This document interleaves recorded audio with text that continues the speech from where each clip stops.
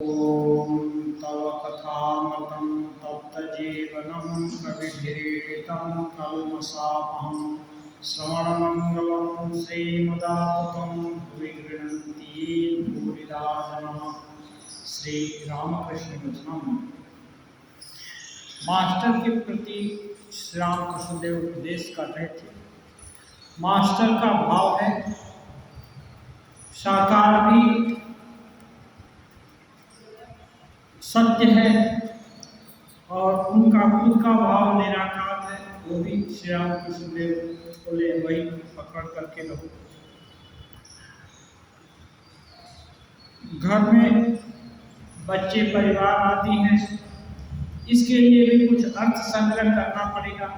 ये भी दायित्व है जिससे निश्चिंत होकर के भगवत भजन कर सकें, आराधना कर सकें। श्री रामकृष्ण देव उसका भी अनुमोदन करते हैं। कहते हैं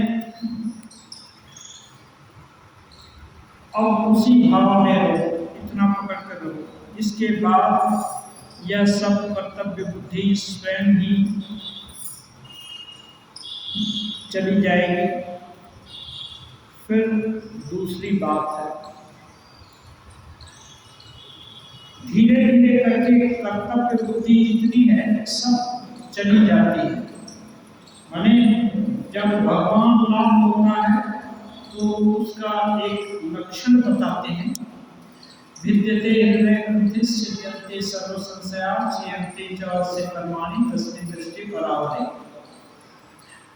श्री रामकृष्ण देव मान लीजिए स्वयं सशरीर प्रकट हो रहे हैं, या राम या कृष्ण या देवी दुर्गा काली कोई भी रूप देख रहे हैं, यदि उससे कोई परिवर्तन नहीं हो रहा है तो एक दर्शन नहीं है। एक दृष्टि का भ्रम हो सकता है। दृष्टि हर समय प्रतिक्षण कुछ न कुछ आकार और रूप देख रही है। ऐसे ही जो काली रूप की कल्पना है ये देखा, राम रूप या कोई भी रूप की कल्पना देखा, ये है। एक ईश्वर दर्शन नहीं है। लेकिन यदि स्वप्न में या जागृत में कोई देवी देवता की मूर्ति की कल्पना होती है तो ये खराब बात नहीं है। ये अच्छा, मन की प्रवणता अच्छी है, ये मानना चाहिए। लेकिन ये ईश्वर दर्शन नहीं है। ईश्वर दर्शन का मतलब हृदय की गांठ कट जाएगी, सभी संशय छिन्न हो जाएगी और कर्तव्य ये करना चाहिए, वो करना चाहिए, ये उचित है, ये अनुचित है, ये सब बोध चला जाएगा। तो श्री रामकृष्ण देव कहते हैं जब अपने से साधना के द्वारा कर्तव्य बोध चला जाएगा तो वो अलग बात है। लेकिन अभी सब छोड़ देने का जरूरत नहीं है। अभी सब दायित्व पकड़ कर रखना है, भजन भी करना है और कुछ करना है। सभी लोग थोड़ी देर चुप रहते हैं, फिर मास्टर महाशय कहते हैं केवल थोड़ा सा ही ज्ञान लाभ होने से तो संसार और भी कष्टप्रद है। एक बंगला में कहावत है, नी भागी पकड़े जान। थोड़ा कोई डॉक्टरी पढ़ लिया है तो एक खतरनाक अवस्था है, वो रोगी को ठीक भी नहीं कर सकता और ये प्रैक्टिस करना भी नहीं छोड़ता। कितने प्रकार से कष्ट देगा, ये ठीक नहीं है। ऐसे ही थोड़ा ज्ञान लाभ जिसको हुआ है एक कष्टप्रद अवस्था है, इधर के भी नहीं गए उधर के भी नहीं गए। तो ये जो थोड़ा ज्ञान लाभ होने का मतलब ईश्वर है। कभी कभी उनका आभास होता है, संसार से अलग होकर के संसार छूट जाना चाहिए, ईश्वर ही सत्य है, ऐसा बोध होता है, लेकिन पूर्ण ज्ञान नहीं हुआ है। ऐसी अवस्था में थोड़ा स्ट्रगल तो रहता है, जो संघर्ष में रहता है, बार बार चेष्टा करनी पड़ती है, ये स्वाभाविक अवस्था नहीं है। इसलिए बोलते हैं, यह मास्टर वहां से बोलते हैं, साधक की दृष्टिकोण से ये तो बहुत कष्टप्रद अवस्था है। ये मानो होश के साथ जैसे हैजा हो जाए तो बोलते हैं एक होश के साथ मृत्यु, मैंने हैजा हो गया है तो थोड़ा होश है कि जिंदगी है, लेकिन मरे के ही समान है, कुछ कर नहीं सकते, हिल नहीं सकते, घूम नहीं सकते, कुछ नहीं कर सकते। ऐसे तो ये बोलते हैं मृत्यु के समान ही है। तो श्री रामकृष्ण देव ऐसा उद्गार सुनकर के मास्टर का श्री रामकृष्ण कहते हैं राम राम राम करते हैं, माने और इसकी व्याख्या नहीं करना चाहते। सच में एक कष्टप्रद है। आधा ज्ञान माने ठाकुर खुद भी इसको झेले हैं। जब थोड़ा दर्शन हो गया तो वहां का दर्शन नहीं मिलने से कितना बार जमीन पर रो रो करके नाक रगड़ेंगे, कितने मुंह से शरीर से लहू हो जाते थे। ये अवस्था श्री रामकृष्ण देव खुद एक ही है। इसलिए अब इसकी पुनरावृत्ति नहीं कर रहे हैं, क्योंकि गृहस्थ लोगों को समझा रहे हैं। गृहस्थ लोग इतना तीव्र ठाकुर जैसा साधना नहीं कर सकते। यहाँ तक कि इनके जो सन्यासी भक्त हैं, जो वेद, वो लोगों को भी बोले कि मैं छाछ बना गया, सांचा बना दिया, अब इसमें तुम लोग अपने को ढालो, केवल ये जानो मैं कौन हूँ, तुम लोग कौन हो, और तुम्हारे साथ मेरा क्या संबंध है, इतना जान लेने से ही हो।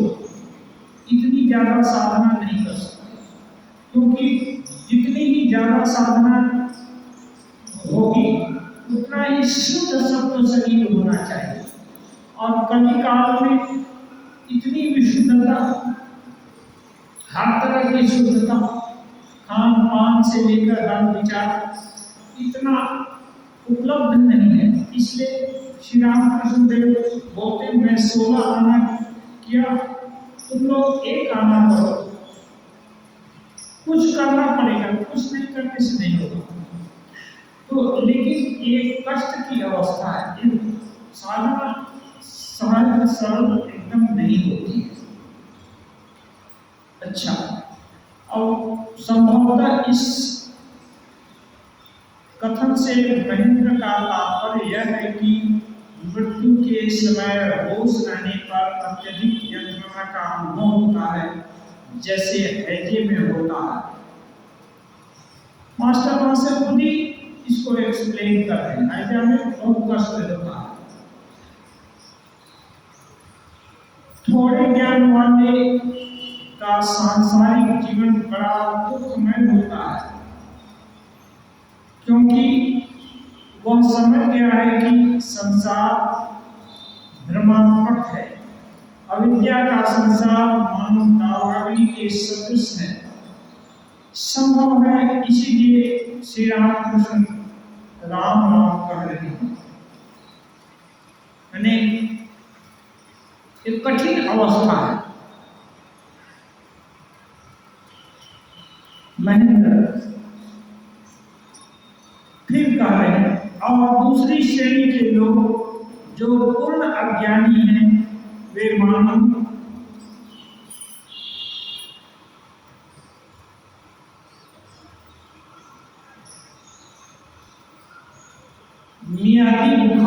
मियादी बुखार होने बहुत दिन से पुराना बुखार हो गया, उससे पीड़ित है, जो पूर्ण अज्ञानी है, उन लोगों को बोलते हैं।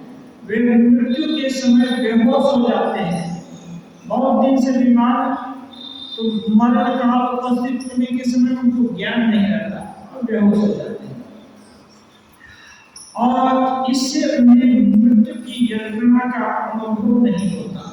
इसलिए उनको मृत्यु में क्या कष्ट होता है। जैसे कोई कोमा में चला जाता है, कोमा में चला जाए तो मृत्यु के समय क्या कष्ट होता है नहीं मालूम।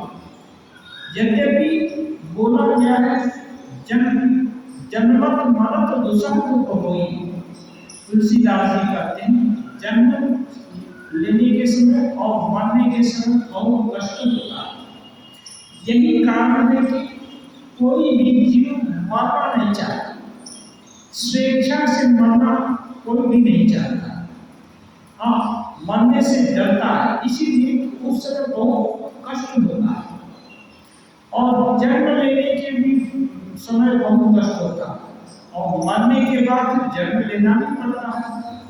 हाँ, इसलिए जन्म तक का जो अनुभव है उसके कारण मृत्यु के नाम से आदमी सिहर जाता है, कष्ट ये होता है। लेकिन जो कोमा में चला गया वह एकदम बहुत अज्ञानी है, उसको मरने से के समय दुख नहीं होगा, क्योंकि वो तो अज्ञान में ही डूबा हुआ। और ये दुख कई प्रकार का होता है। एक शारीरिक होता है,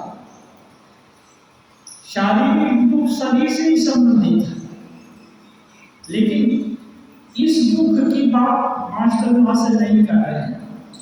एक मानसिक आध्यात्मिक दुख है जो विभिन्न विचारों के टकराव और संघर्ष हो रहा है। ये संघर्ष में जो जीत जाता है वो सुखी हो जाता है, और जो नहीं जीत पाता वो कष्ट सहता रहता है।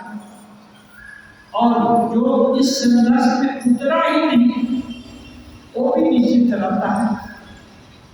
जो दर्शक के रूप में खेल खेल रहा है उसको तो क्या करना है, ताली बजाना है, तो वो उतरा ही नहीं।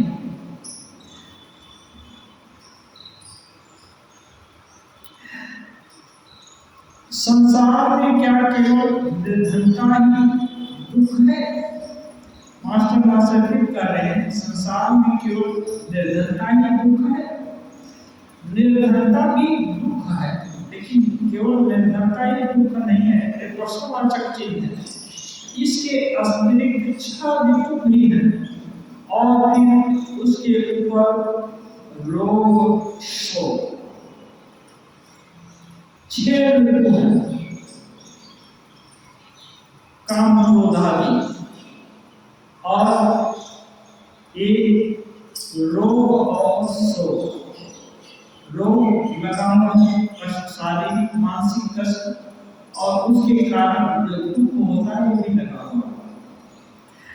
केवल निर्धनता नहीं, श्री राम फिर मान मर्यादा, लोग मान्य बनने की इच्छा, ये भी है। श्री राम बोल रहे हैं मान मर्यादा भी है, ये भी मर्यादा में थोड़ा सा भी एक डर गया है, कोई ज्यादा मर्यादित हो गया तो ऐसे ही कष्ट होता है, अकारण कष्ट होता है। किसी का मान थोड़ा अपने से ज्यादा हो गया, अपना कुछ नुकसान नहीं हो तब भी कंपटीशन के कारण दुख होता है। और लोग मान्य समाज में संघर्ष रहता है, उससे मेरा नाम ज्यादा हो, उससे अन्य से भी ज्यादा नाम हो। अपने गांव में यदि चुनाव हो गया तो चाहते हैं ब्लॉक में चुनाव हो, फिर जिला में चुनाव हो, और फिर देश स्तर पर भी नाम हो। इसकी इच्छा कपट नहीं होती है, इसलिए ये सब कष्ट देता है। चाहने से ही तो सब कुछ नहीं मिल जाता, अब नहीं मिलने से कष्ट होता है। श्री रामकृष्ण देव पूछ रहे हैं, अच्छा मेरा भाव क्या है? श्री रामकृष्ण देव अपना भाव पूछ रहे हैं, उनका भाव क्या है? महेंद्र बोल रहे हैं, नींद खुल जाने पर मनुष्य को नींद खुल जाने पर मनुष्य का जो भाव होता है वो नींद खुल जाने से, भी जब तक जगे थे न सॉरी सोए थे तब तो अज्ञान में थे, नींद खुल गई तो जागृत अवस्था में हो। तो आपको अन्य लोग या जागृत अवस्था में नहीं होते, लेकिन यहाँ बोलते हैं शास्त्र की भाषा में, ये जो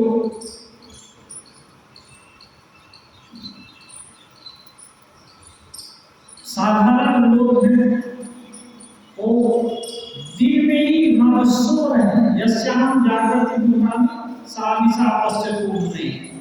हाँ, जिसमें एक सभी लोग जीव जगत जी रहा है, माने क्या, खाना पीना धनवान मर्यादा ये सब सुख दुख, इसको ज्ञानी लोग एक रात्रि समझते हैं और इसका उल्टा भगवान उनको ईश्वर तत्व उसको दिन समझते हैं। तो जब विषय से हट करके भगवत तत्व की ओर मन चला गया, घूम फिर करके भगवत तत्व की तरफ, तो वो मानो जगह के समान है, अन्य लोग सूर्य के समान होते हैं। तो मास्टर वहां से कह रहे हैं कि आप मानो नींद से उठ गए हैं, मानो जगे हुए हैं, आपको सब मालूम है कि ये विषय में दुख है, ये है, इसलिए उस तरफ आपकी रुचि ही नहीं होती है। कहाँ पॉइंट छुप गया तो उनको मानो बिच्छू काट लिया ऐसा बोध होता है। उसे स्वयं का होश आ जाता है, ईश्वर के साथ सदा योग है।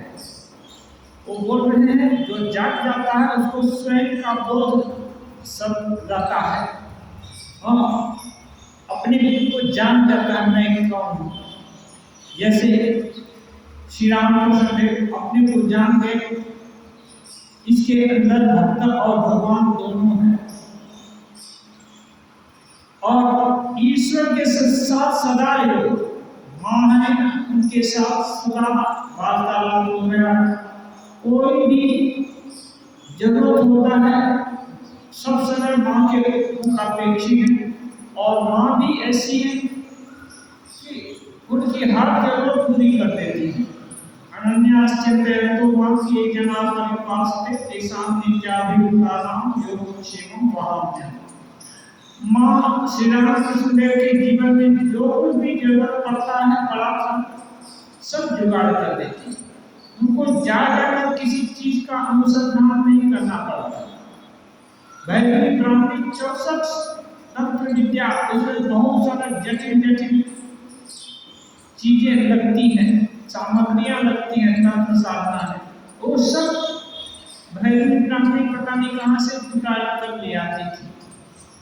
अवश्य वैदिक ब्राह्मणी एक सिद्ध साधिका थी, उनके लिए संभव था, साधारण लोगों को जुटाने में, जो सामग्री जुटाने में वर्षों लग जाए तो वे जुटा पाती थी। और जितने भी तरह के साधन भजन करने के लिए गुरु या मार्गदर्शक की जरूरत हुई, सब दैवी इच्छा से श्री रामकृष्ण देव के पास आए, उनको कहीं जाना नहीं पड़ा। इसलिए मास्टर भाषा कहते हैं ईश्वर के साथ आपका सदा योग है। महेंद्र, अच्छा श्री रामकृष्ण, तुम मुझे स्वप्न में देखते हो? अब श्री रामकृष्ण पूछे क्या तुम मुझे स्वप्न में देखते हो? महेंद्र, हाँ कई बार। अब स्वप्न देखना और ईश्वर दर्शन करना अलग अलग बात है। स्वप्न में क्या है, जिन जिन बातों या विषयों की का ज्यादा चिंतन होता है या दिल पर उनका रेखापात ज्यादा हो गया है, उनकी विषयों का माने ठीक ठीक सटीक दिग्दर्शन होना हर समय संभव नहीं है। जैसे कोई सोना देखा है, कोई पहाड़ देखा, तो स्वप्न में सोने का पहाड़ देख लिया। ऐसे करके कुछ कुछ चीजें दिखाई देती है। कोई मित्र देखा है, कोई शत्रु देखा है, कोई किसी को लड़ते देखा है, तो यहाँ अपने ही लड़ाई में युक्त हो गया है। ऐसा कुछ कुछ चीज हो जाता है। कभी आदमी कभी जानवर बन गया, कभी राजा, कभी रंग बन गया, कुछ भी हो सकता है जिसका चिंतन होगा। और कभी कभी सत्य बातें भी रिफ्लेक्ट करती हैं स्वप्न में। ऐसा नहीं कि सब बातें ये होती, क्योंकि मन है ना तेजस अवस्था में होता है। तेजस माने वो ये जो जागृत अवस्था से थोड़ा उत्कृष्ट क्वालिटी का होता है। तो अब वो जिस भाव को ग्रहण करता है उससे संबंधित आकार, जो क्या दृष्टांत, सब कुछ वहां ला देता है। इसलिए उसमें जो सत्यता भी हो सकती है और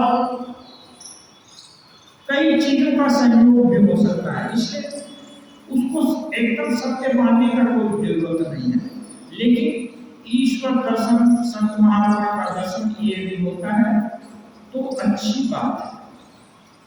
श्री राम कृष्ण पूछ रहे हैं कैसा, क्या उपदेश देखते हो? श्री राम कृष्ण जल्दी भक्त लोगों को उपदेश देते हैं, तो स्वप्न में क्या ये देखते हो कि मैं उपदेश दे रहा हूं? ऐसा महेंद्र चुप रह गए, महेंद्र कुछ नहीं बोले। कभी कभी देखिए, अभी किस अवस्था में देखे आप समझ रहे हैं, तो इसलिए चुप रह गए। श्री राम कृष्ण, जब जब मैं तुम्हें शिक्षा देता और दिखाई दूं, तो यही समझो कि स्वयं सच्चिदानंद ही यह कार्य कर रहे हैं। अब देखिए, एक सिद्धांत वाक्य बोल रहे हैं, चाहे जागृत, अभी यहाँ नहीं बोल रहे हैं स्वप्न या जागृत, जब जब मैं तुम्हें शिक्षा देता दिखाई दूं, ऐसा, क्योंकि वो गुरु हैं और मास्टर महाशय उनको उनका शिष्यत्व मन से ग्रहण कर चुके हैं और उनको अपना मार्गदर्शक मान चुके हैं। इसलिए श्री रामकृष्ण बोले, जब जब मैं तुम्हें शिक्षा देता दिखाई दूं, तो यही समझो कि स्वयं सच्चिदानंद ही कार्य कर रहे हैं, अन्यथा मत लेना। यदि गुरु उपदेश कर रहे हैं तो ये सोचना सच्चिदानंद उपदेश कर रहे हैं, तब उसका लाभ होता है। इसके बाद महेंद्र ने स्वप्न में जो कुछ देखा था सभी को सुनाया। अब एक गुप्त बात है, पर्सनल बात सबको नहीं बतानी चाहिए। गुरु को बता दिया या अपना इष्ट देवता मंदिर हो या जहाँ कहीं की प्रणाम की, तो मन ही मन सब बात खोल करके बता देना चाहिए। तब क्या है, एक रिलेशन बनता है। भगवान के सामने या इष्ट देवता के सामने कोई चीज छिपती तो है नहीं, तो जब छिपती नहीं है तो छिपाना क्या क्यों है? जैसे एक छोटा बच्चा माँ को सब कुछ बता देता है, अच्छा बुरा, ऐसे ही ईश्वर के साथ संबंध बना करके उनको जो कुछ भी, जब भी सुख हो या दुख हो या कुछ भी हो, उनको बता देना चाहिए। तो क्या होगा, इससे एक अच्छा रिलेशन बनता है, घनीभूत होता है। ऐसा नहीं कि जब मंदिर में आए या जब करें तब भी, कभी मन में कोई खराब बात आई तो भी जब थोड़ा होश आता है तो बोलते हैं कि भगवान मेरे मन में ऐसी बात आ गई, ऐसा नहीं आना चाहिए, या मेरे को इस भाव से बचाओ। और कभी अच्छी बात आई तो हे भगवान, मेरे मन में ऐसी ऐसी भावना आ रही है, क्या ये ठीक है? ठीक है तो कोई नहीं, हमको सब अच्छे रास्ते पर ले चलो। श्री रामकृष्ण महेंद्र के प्रति यह सब बहुत अच्छा है। श्री रामकृष्ण देव मास्टर महाशय का जो भी स्वप्न दर्शन आदि आदि स्वप्न में सुने हैं, कभी कभी उन लोग स्वप्न में भी दीक्षा देते हैं, उपदेश भी देते हैं, तो उसको ठीक मानना चाहिए। मान करके यदि चले, एक शुद्ध मन का ये है। श्री रामकृष्ण देव एक जगह बोलेंगे कि जब मन शुद्ध होता है तो कोई गुरु के आसन, गुरु का आसन वही ले लेता है, शुद्ध मन। और एकदम विशुद्ध हो गया तो वही आत्मा हो जाता है। शुद्ध मन और शुद्ध आत्मा एक। आत्मा तो हर समय ही शुद्ध होती है, शुद्ध मन और आत्मा एक ही है। तुम और तर्क विचार न लाओ, तुम लोग शांत हो। बोल रहे हैं तुम और तर्क विचार मत लाओ। क्या है? मास्टर महाशय तर्क शास्त्र भी पढ़े हैं, ऐसे बहुत विद्वान भी थे, पढ़ाई लिखाई में बहुत आगे थे। तो लेकिन तर्क से सब कुछ नहीं मिलता है। नैसा तर्के मतिरापनेया, ये जो भगवत भाव है ये तर्क से नहीं ये होता। क्यों? तर्क का जो क्षेत्र है वो मन बुद्धि के अंदर है, और मन बुद्धि भी कैसी है? अशुद्ध है, विभिन्न कंडीशन से कंडीशन है, देश काल सभी से वो परवश है। तो ऐसा परवश मन बुद्धि एक तर्क के द्वारा अंतिम सत्य नहीं जान सकती, भगवत तत्व को नहीं जान सकती। इसलिए बोलते हैं शास्त्र और गुरु वाक्य में विश्वास। शास्त्र जितने भी हैं, वेद उपनिषद आदि और सिद्ध महापुरुष लोगों के उक्तियां, उनके चरित्र, ये सब को सत्य मान लेना है। इसमें यदि श्रद्धा हुआ, इसमें विश्वास हो गया, तो इसी का नाम श्रद्धा है। फिर आगे बढ़ने के लिए मैंने रास्ता प्रशस्त हो जाएगा। जैसे छोटा बच्चा जानता है कि कहीं से भाग कर आएगा, मां के गोद में छूट जाएगा तो मां बचा लेगी और उसका कोई कुछ नहीं बिगाड़ सकता। हाँ, और सबसे बढ़िया उसका आश्रय मां है। इसलिए जाकर मां के से लिपट गया है, मां के आंचल में छूट गया तो वो सोचता बच गए, पूरा विश्वास है। ऐसे ही गुरु और शास्त्र वाक्य में यदि पूरा विश्वास हो जाए तो संशय जो नाम की चीज है वो हट जाएगी। निश्चित हो जाता है कि नहीं, अब ये रास्ता सही है। तब क्या है, जितनी भी शक्ति है, मानसिक या शारीरिक जो भी शक्ति है, उस शक्ति को साधना में लगाए। साधना में लगाए बिना कुछ नहीं होगा। श्रमण बिना किमपि साध्य, मेहनत नहीं करने से कुछ नहीं होने का। राजा महाराज बोलते हैं, राजा महाराज स्वामी ब्रह्मानंद जी महाराज बोलते हैं, तो ठाकुर के मानस पुत्र थे। ठाकुर बोलते हैं मानस पुत्र। ऐसी बहुत सारे लीला प्रसंग में लीला है। वो राजा महाराज कहते हैं कि बाबू, चाहे कितने ही बड़े गुरु से दीक्षा ले लो क्यों नहीं, साधन भजन नहीं करने से नहीं होगा। कितने भी बड़े गुरु से दीक्षा, अभी देखिए राजा महाराज, स्वामी जी, माता जी, ठाकुर जी के ही बाद है। इतने उच्च अधिकारी हैं, वो बोल रहे हैं कि कितने भी बड़े गुरु बने, ठाकुर माँ से कुछ भी दीक्षा लिए हैं, तब भी साधन भजन नहीं करने से कुछ नहीं हुआ। और जबकि स्वामी जी बोलते हैं कि चाहे कुछ करो या नहीं करो, एक दिन समय आएगा जबकि कीट से लेकर ब्रह्मा पर्यंत सभी लोग मुक्त हो जाएंगे। लेकिन ये बोलना दृष्टिकोण, अलग अलग दृष्टिकोण से बोला जा रहा है। ये स्वामी जी ये जो बात बोल रहे हैं, ये आत्मा के चैतन्य स्वभाव को उजागर करके बोल रहे हैं कि आत्मा का चैतन्य स्वभाव कभी न कभी अपने पूर्ण स्वरूप में प्रतिष्ठित हो जाएगा, चाहे कोई साधन भजन किया जाए या न किया जाए।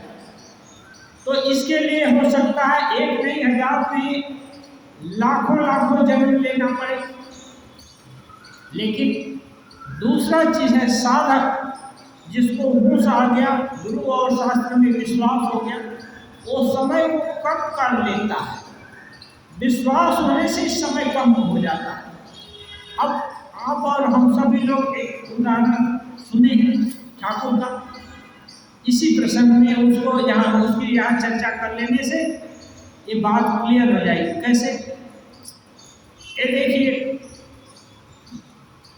दो तपस्वी बहुत दिन से तपस्या कर रहे थे। नारद जी उसी रास्ते से गुजरे, तो एक तपस्वी पूछा कि नारद जी आप कहाँ जा रहे हैं? वो बोले कि मैं, नारद जी को प्रणाम किया और पूछा कि आप कहाँ जा रहे हैं? वो बोले मैं विष्णु जी के पास जा रहा हूँ क्षीर सागर में। तो बोले ठीक है, एक काम आप कर देंगे हमारा? वो बोले बताओ। वो बोले कि पूछना भगवान मुझको कब दर्शन देंगे या मुझको कब बुलाएंगे? वो बोले ठीक है। एक आदमी इमली के पेड़ के नीचे तपस्या कर रहा था। फिर नारद जी और आगे बढ़े, एक दूसरा आदमी भी तपस्वी था, वो भी तपस्या कर रहा था, वो भी नारद जी को प्रणाम किया और सेम चीज पूछा कि आप जा ही रहे हैं विष्णु लोग, तो आप विष्णु भगवान से पूछिए मुझको कब बुलाएंगे या कब दर्शन देंगे? वो बोले ठीक है।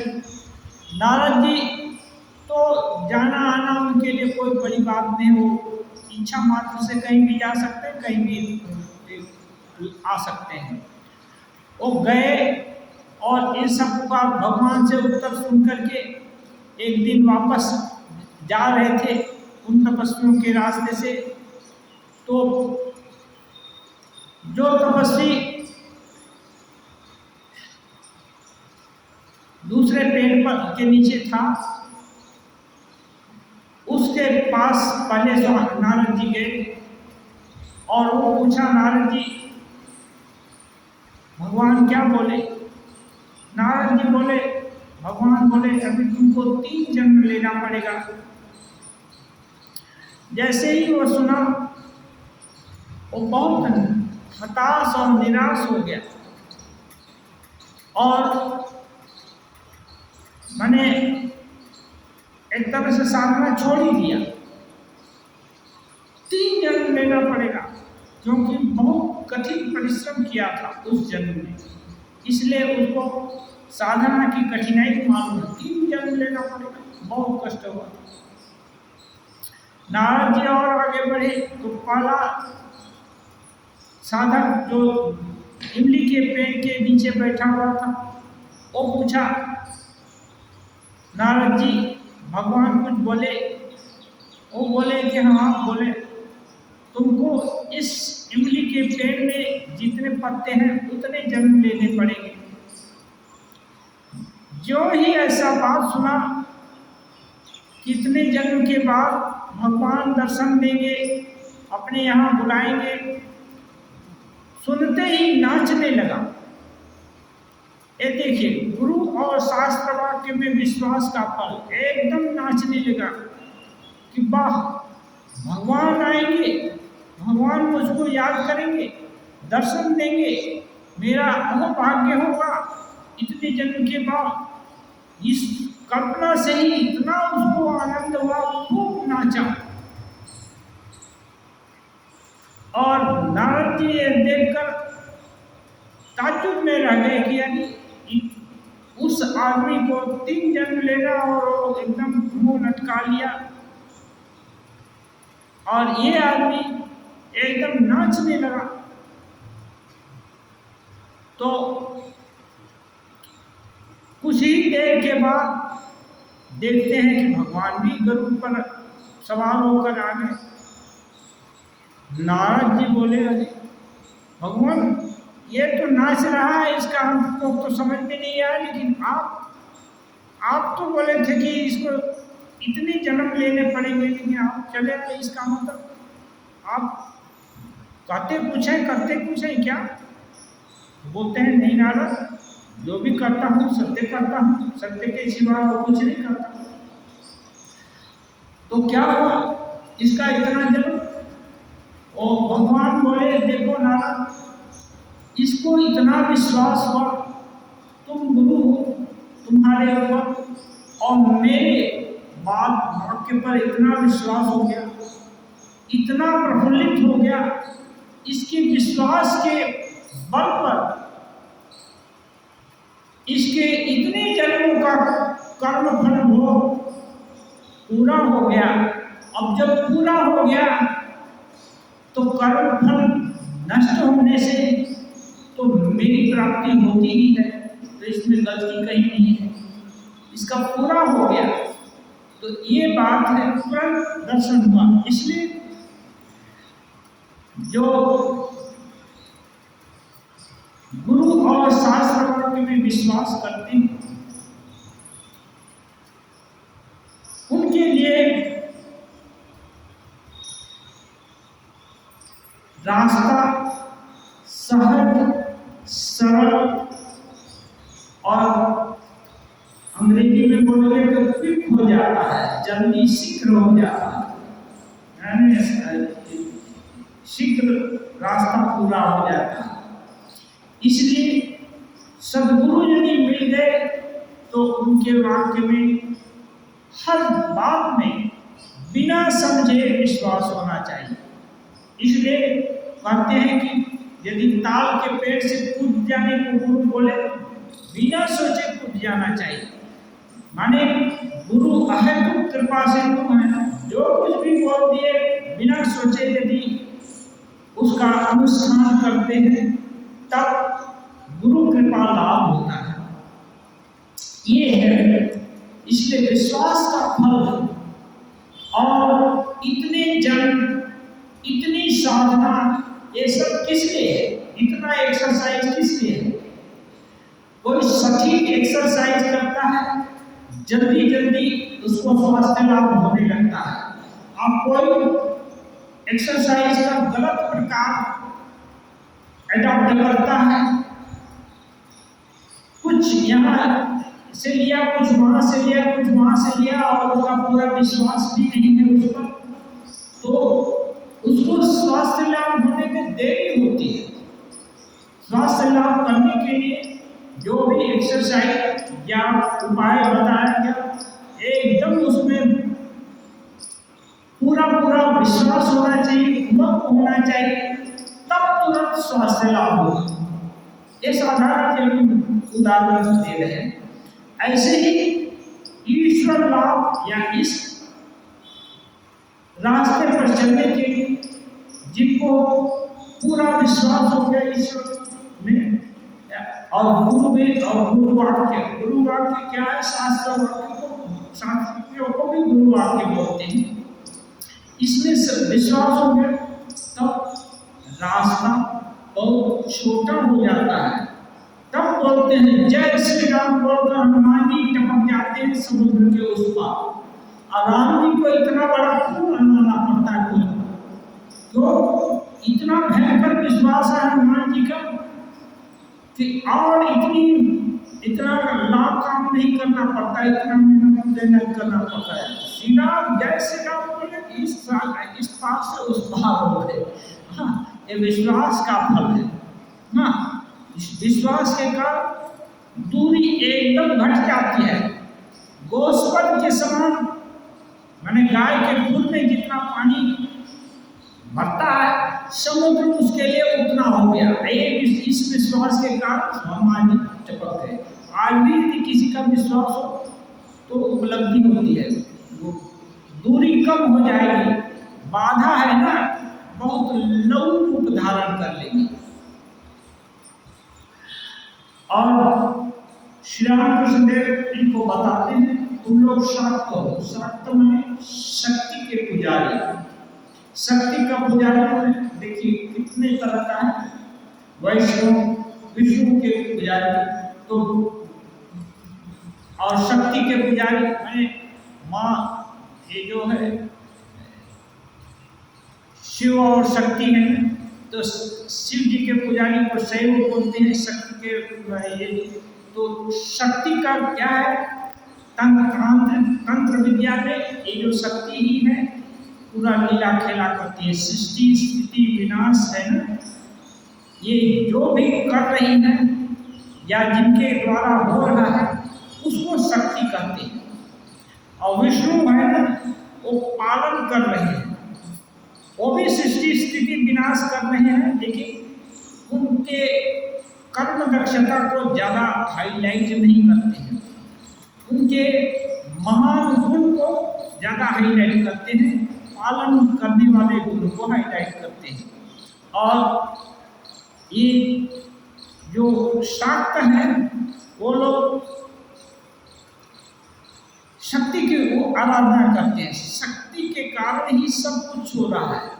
तो श्री रामकृष्ण देव को बोलते हैं तुम लोग शाक्त। यद्यपि श्री रामकृष्ण देव मास्टर महाशय को चैतन्य देव के दल में देखे थे। एक बात बोले तो चैतन्य दल के देव, लेकिन अब ये दूसरा जन्म हुआ है। दूसरा जन्म में भाव चेंज हो सकता है, ऐसा नहीं। एक ही क्लास में हर समय थोड़े रहते हैं। पढ़ाई होती है ना, तो क्लास धीरे धीरे बदलता रहता है। तो ठाकुर बोलते हैं कि तुम लोग शाक्त हो, ठीक है। तो मेन चीज है ईश्वर और गुरु वाक्य में विश्वास। विश्वास हो गया तो सब कुछ बन गया, और इसमें बहुत ताकत है। और यदि ऐसा विश्वास होता है तो आदमी कुछ भी गुरु का आज्ञा जो भी हो गया बिना सोचे करता है।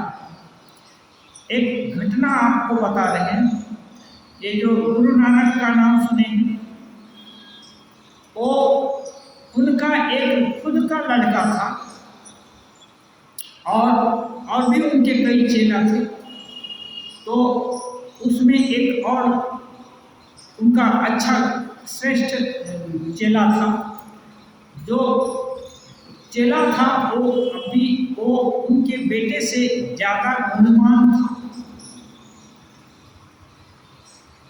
लेकिन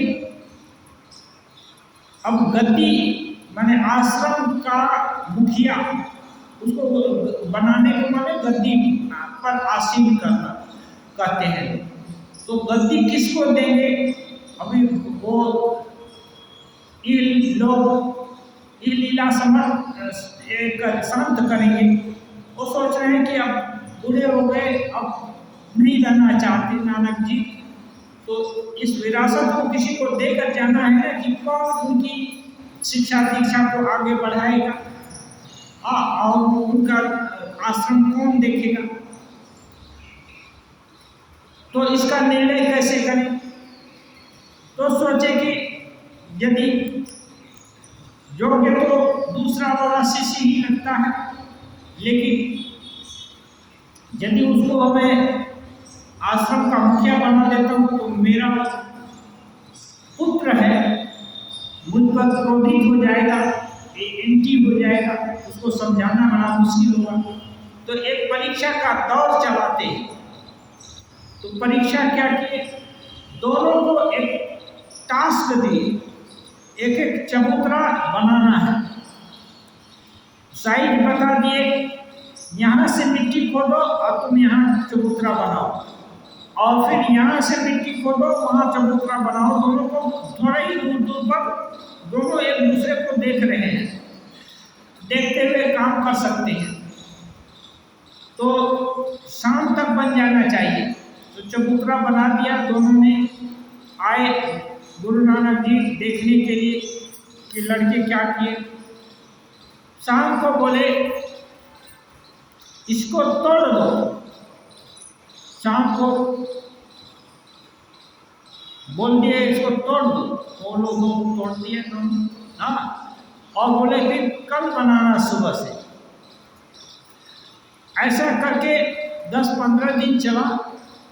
रोज बनाते और रोज शाम को बोलते तोड़ दो, रोज तोड़ देते, फिर रोज सुबह से बनाते। एक दिन हठात नानक जी का पुत्र बोला, पिताजी इसमें क्या गलती है कि आप रोज तोड़ देने को बोलते हैं? हम लोग रोज सावधानी से एक करके मेहनत करके बना रहे हैं, अच्छा से जितना हो सकता है बनाया, अब इसमें कौन सी गलती रह गई जिसके कारण आप तोड़ देने को बोलते हैं? तो गुरु नानक बोले तुम्हारे हिसाब से ठीक हो है तो रहने दो। तो और वो नहीं तोड़ा। दूसरे चेला के पास गए तो उसको बोले, देख करके बोले बेटा इसको तोड़ दो, ठीक नहीं हुआ। वो तोड़ दिया, फिर सुबह बनाना, फिर सुबह बनाया, फिर शाम को गए बोले तोड़ दो, तोड़ दिया। ऐसे करके 5-7 दिन और चला और तोड़ता गया। तो एक दिन गुरु नानक बोले बेटा तुम्हारा, अब गुरु भाई, तो वो बोला कि उसका बनाया हुआ ठीक ठाक है, और तुम तो कभी बताए नहीं कि तुम्हारा ठीक है ना क्या है। हम रोज बोलते हैं तोड़ दो तो तोड़ देता है।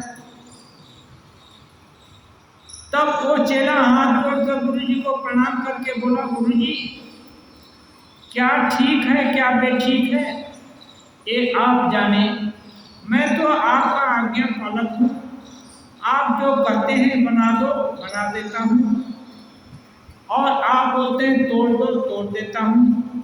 इसका पीछे आपका क्या मंशा है, आप क्या सिखाना चाहते हैं मुझको, ये तो आप ही जाने।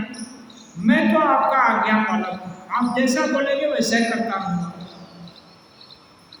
ये तब गुरुजी खुश हो गए और उनके बेटा को बुलाए, बोले बेटा देखो तेरे में और इसके में यही अंतर है, इसको जो बोला गया बिना विचारे सब समय कर रहा है, कोई इफ बट नहीं है कि क्यों कैसे, कुछ नहीं, जो बोला जा रहा वो कर रहा है। और तुम थक गए और बोले इसमें क्या गलती है। तो बेटा जो गुरु का सच्चा आज्ञाकारी पुत्र सेवक है वही उसका गुरु का उत्तराधिकारी होता है। काजे आज से एक गद्दी इसके नाम हुई, बस आगे ऐसे ही करके रजिस्ट्री होती थी, कोई लिखा पढ़ी नहीं होता था। आज से एक गद्दी इसकी हुई। तो ये बात है कि गुरु आज्ञा का अक्षरशः जो पालन करेगा उसको वस्तु लाभ होगा। और यही नहीं, गुरु मुक्ति तक दे सकते हैं, इतनी शक्ति होती है। तो ऐसे बहुत सारे उदाहरण हैं गुरु भक्ति के, गुरु और शास्त्र वाक्य में विश्वास के। विश्वास से वो